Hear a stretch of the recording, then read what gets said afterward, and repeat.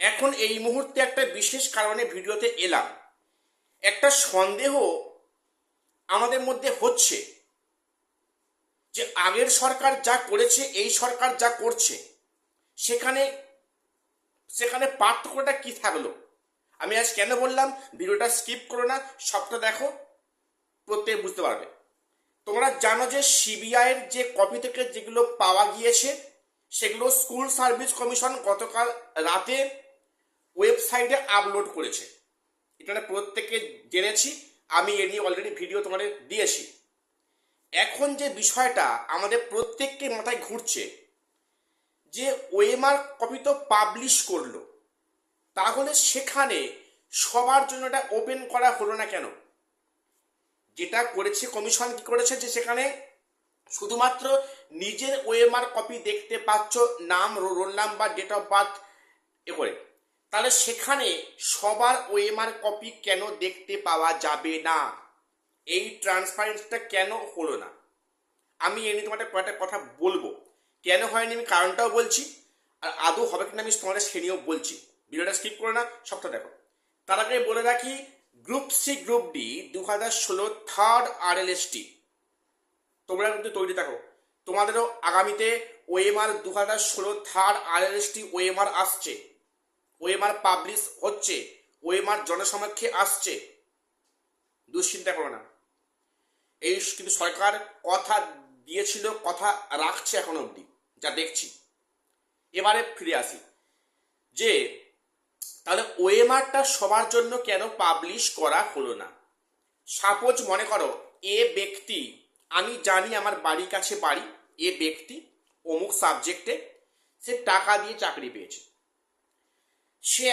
সে এখন বহাল তবিয়তে স্কুলে যাচ্ছে, চাকরি করছে, আমি জানি সে টাকা দিয়ে চাকরি পেয়েছে, কিন্তু তার সাপোজ তার টেন্টেড লিস্টের নাম নেই। আমি কি করে বুঝবো যে আমার সন্দেহটা ঠিক না ভুল?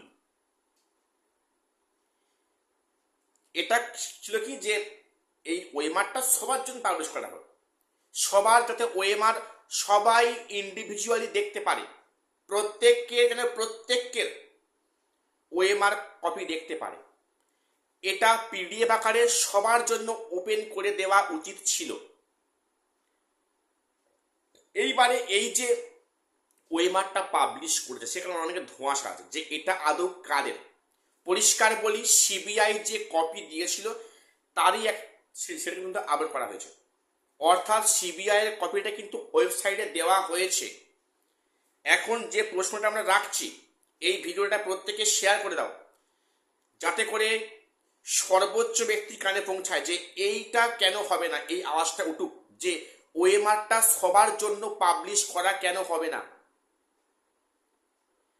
তো এখানে একটা কিন্তু হতে পারে যে দেখো একটা সরকার সবে গতকাল শপথ নিয়েছে এবং সেই রাত্রে একটা মারাত্মক আপডেট 16 ওএমআর পাবলিশ, তাহলে এটা হয়তো আগামীতে মেবি হতে পারে, সম্ভাবনা আছে, এটা কিন্তু আগামীতে ওপেন ফর অল করে দেওয়া হতে পারে। 2016 SLST 9, 10 এবং 11, 12 সবার জন্য ওএমআর পাবলিশ ওপেন হতে পারে, কিন্তু সম্ভাবনা আছে। এখন হয়তো আপাতত একটা জাস্ট একটা সবাই ইন্ডিভিজুয়ালটা দেখতে পাচ্ছ, কিন্তু পরের দিকে হয়তো এই সরকার অবশ্যই হয়তো করবে, সম্ভাবনা আছে।